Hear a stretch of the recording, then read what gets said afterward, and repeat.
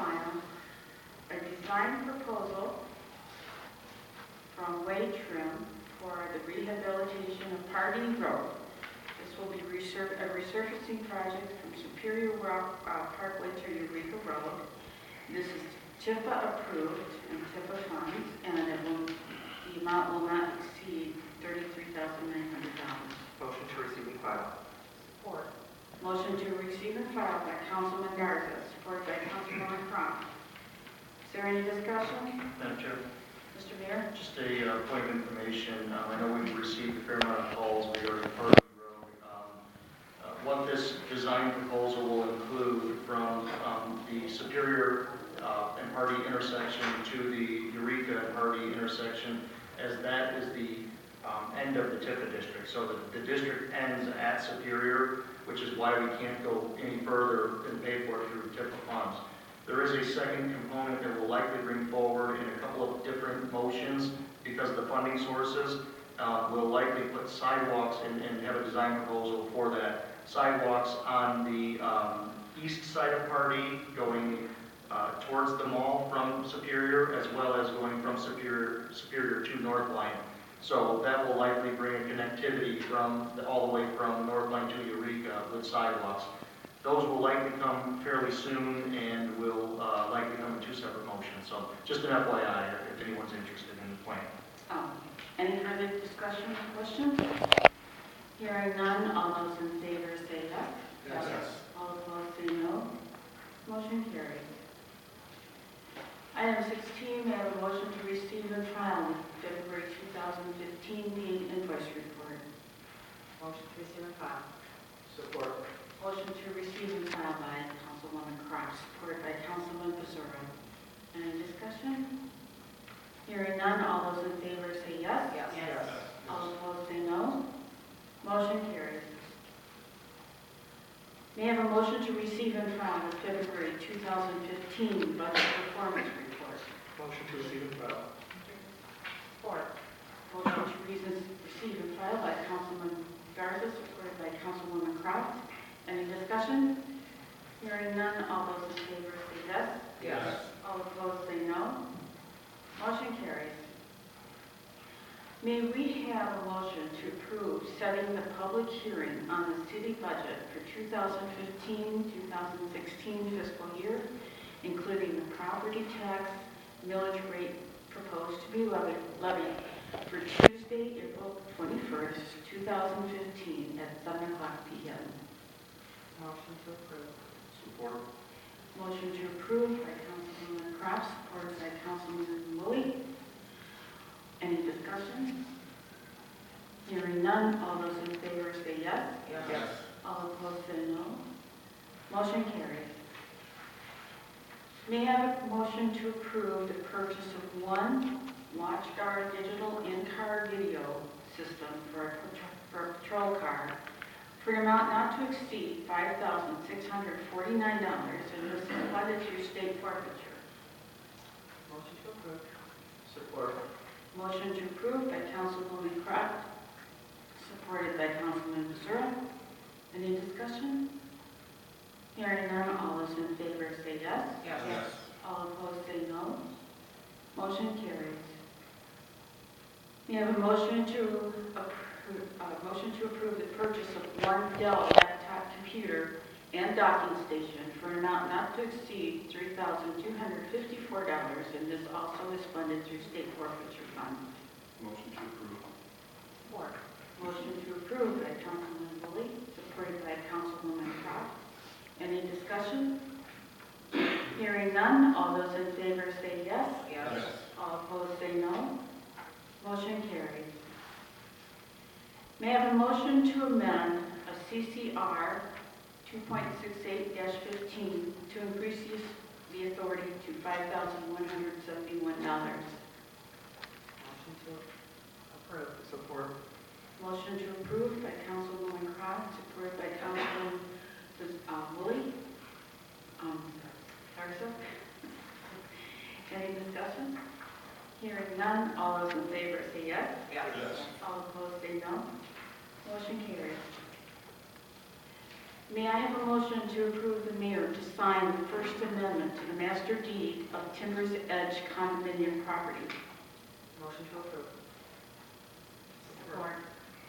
Motion to approve by Councilwoman Cross, supported by Councilwoman Roberts. Any discussion?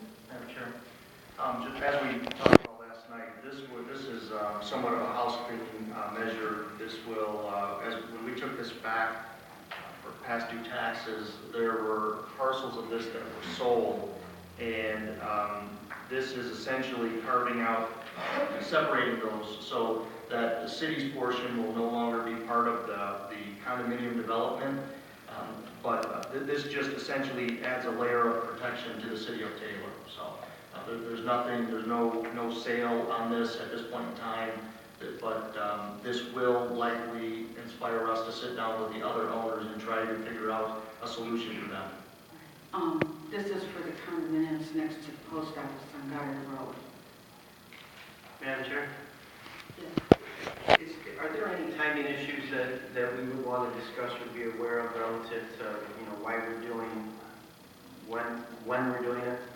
Madam Chair, there are, and I don't think they were mentioned last night, but there's a state statute that the other owners could argue that after 10 years, the vacant property becomes part of what would be called a common area, and there could be a legal argument that they try to lay claim to the parcel that we own as well.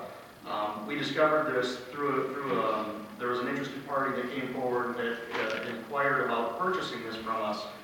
After we got the attorney involved and we started looking at it, we realized that there's a 10-year deadline that's looming at the end of May, and that after 10 years, there's a legal argument that we don't want to be part of. So this will prohibit us from falling victim of that legal argument. Madam Chair, are we going to start actively marketing this property now that we would parcel this out, or what's the short and long-term plan for the property? Madam Chair, we certainly could, but I think the first goal is that we'll sit down with the other owners. We've reached out to them. We have been reaching out to them for quite a while. Unfortunately, they haven't really expressed any interest, and we couldn't figure out why. We now know why, because that 10-year mark looming. So what we'll do is we sent them notification. They have now reached out to us and said they'd like to meet. We'll meet with them. We'll talk to them, and we'll try to figure out a solution. I will tell you that the high-level offer was that we tried to reach out to them and verbally said, if you can demonstrate what you paid for the property at auction, we may be willing to reimburse you your money, so that they're not out of bidding, but then the development is able to be made whole again. Again, we couldn't even get them to respond until now. So now they have responded, and we do have some tentative dates set up, and we will meet with them. Madam Chair, and do you remember what the cost of this property was? Was there a purchase price to buy this back? Madam Chair, there was some back taxes. I don't know, Jerry Markey, if you recall the number that was tied to this development, Timbers Edge. Can I speak from here, Mayor? I They think can hear you, Sorry? if everyone can hear you.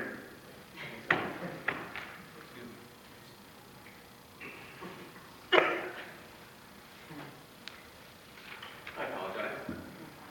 But as far as the question regarding the cost to the city to acquire the Timberfest property, there was a zero cost to the city because it was seized by the Wayne County Treasurer for back taxes. At that time, no one purchased the property because it had to be bought as an entire assembled 82-unit condominium project. Because there were no purchasers, the Wayne County Treasurer then deeded the entire lots back to the city of Taylor for zero cost. I'm not sure if that answers your question or not. I thought there was a dollar amount attached to it.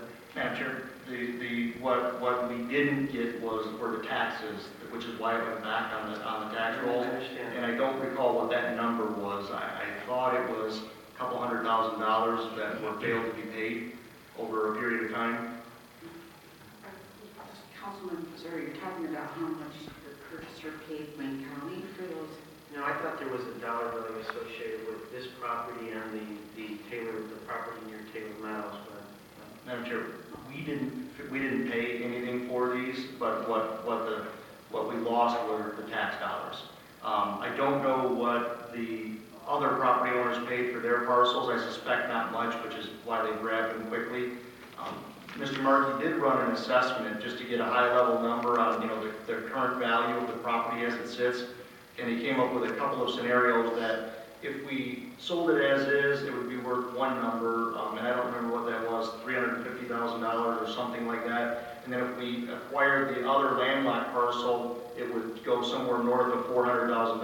I don't think he played it all the way out, though, if we took back the other two condos, which is ultimately what we want to do because there's frontage there, and there's also some access that comes in through there. So it makes sense for us to try to acquire that all and bundle it, but if the owners simply resist and don't want to sell it, they do have rights, which this will allow us to move forward and them to move forward, but it doesn't necessarily mean that we have to today.